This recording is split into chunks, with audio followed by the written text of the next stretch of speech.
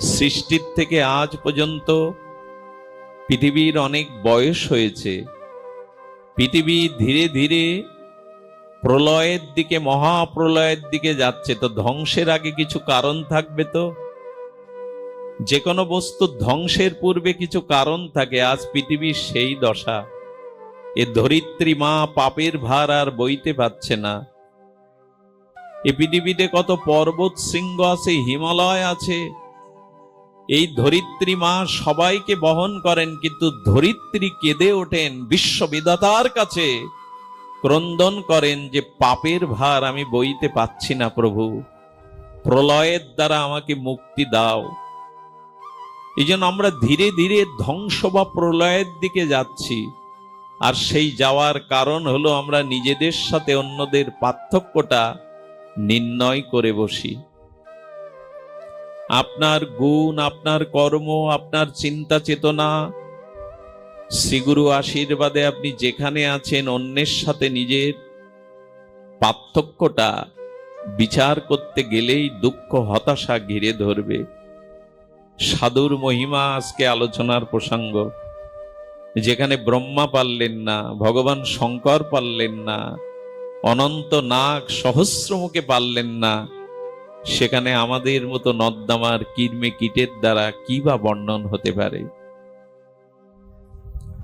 তবে প্রকৃত যদি জগতে শিষ্য হতে চায়, প্রকৃত ভক্ত হতে চায়, তবে আপনাদের কাছে একটা অনুরোধ করব, শ্রী গুরু শুদ্ধ সাধুর সান্নিধ্যে কিছুকাল কাটান, কিছু সময় দিন।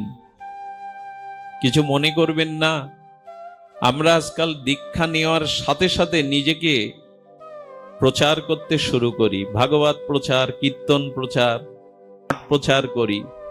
কিন্তু পুরাকালে নিয়ম ছিল সদ্গুরুর চরণাশ্রয় করে 12 বছর অন্তত শ্রীগুরুর মহতের সেবা করে তার করুণা, তার কৃপা লাভ করে এবার প্রচার করতে যাও।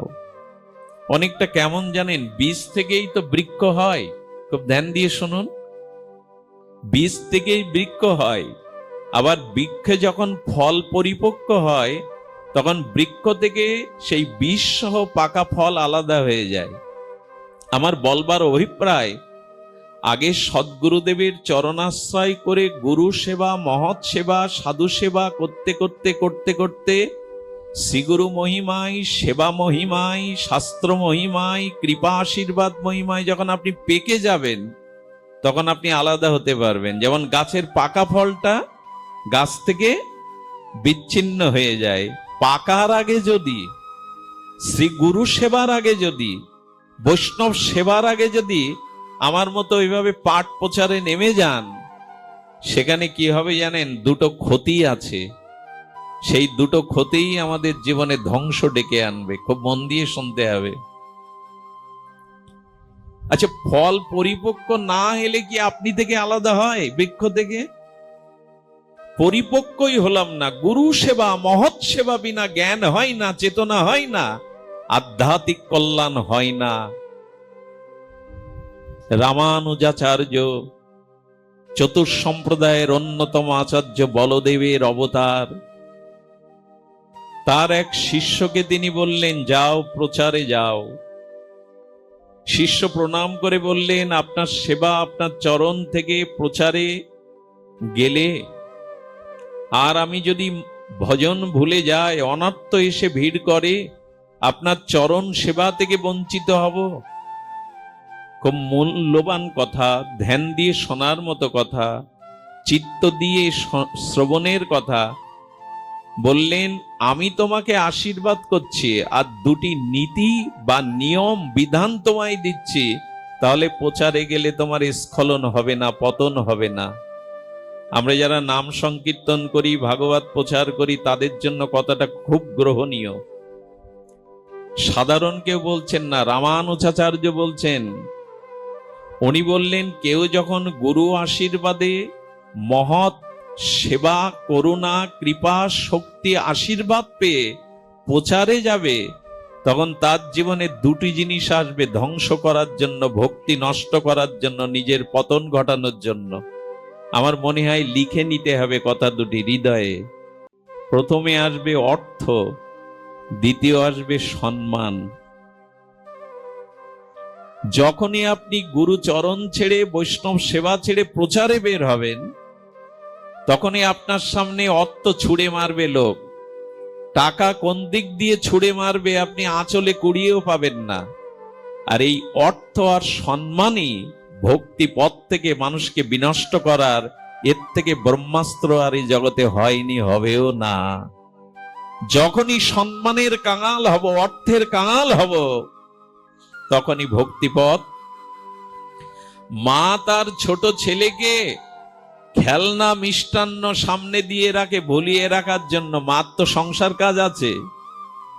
সন্তান যদি খেলনা মিষ্টান্ন রঙিন কিছু পেয়ে মাকে ভুলে যায়, তো মা ভাবলো এবার সংসারের কাজ করতে পারবো। আর যে সন্তান খেলনা ভুলে গিয়ে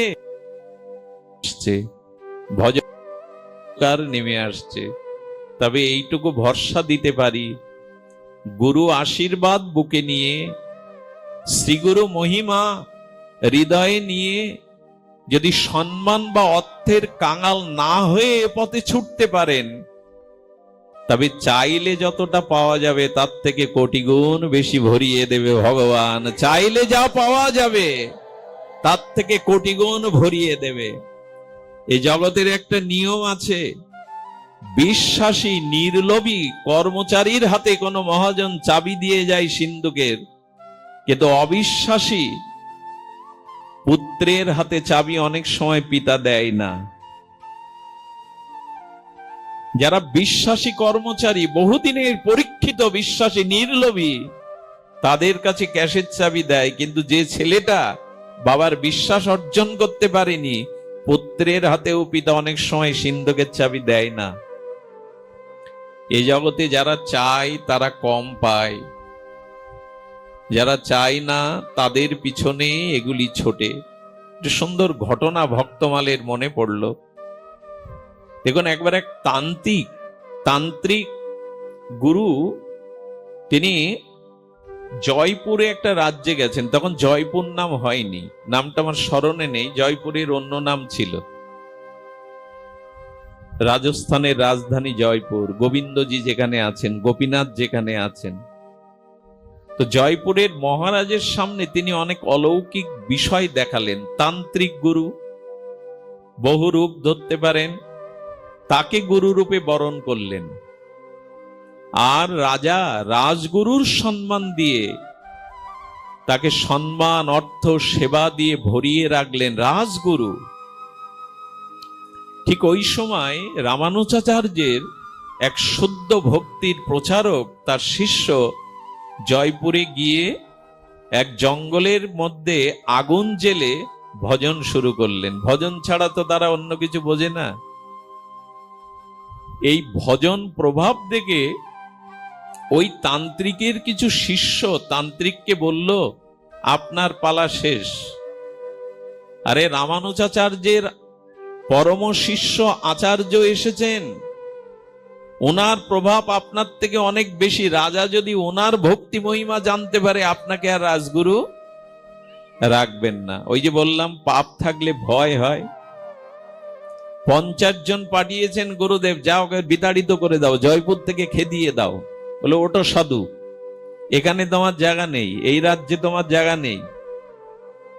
বলে, 5 কিলোমিটার দূরে এই রাজ্যের বাইরে, ওখানে গিয়ে ভজন করে, এখানে আমাদের প্রভুই সব।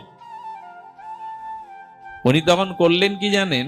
রাত্রিবেলা তো অন্ধকার, যে আগুন জ্বালিয়েছিলেন, হরিনাম করতে করতে সেই আগুনগুলো আঁচলের মধ্যে নিয়ে নিলেন কাপড়ে। অন্ধকারে পথ চলবে কি করে? যখন আগুন কাপড়ে নিয়ে এলেন, কাপড় পড়ছে না, তখন এই 50 জনের চোখ ছানা বড়া। তাহলে এ তো আমাদের গুরুদেবের থেকে, আরে যার কাপড় পরে না আগুন, এসে কেমন সাধু?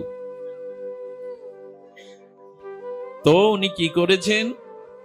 উনি সেই 5 কিলোমিটার রাজ্যের বাইরে এসে উনি ভজন করছেন ওনার মতো, অন্তর মনা হয়ে ভগবানের চরণ চিন্তা করছে, হরিনামে মর্ত। শ্রী গুরুদেবের কাছে, ওই তান্ত্রিক গুরুদেবের কাছে যখন এই কথাটি গেল যে উনি আগুন আঁচলে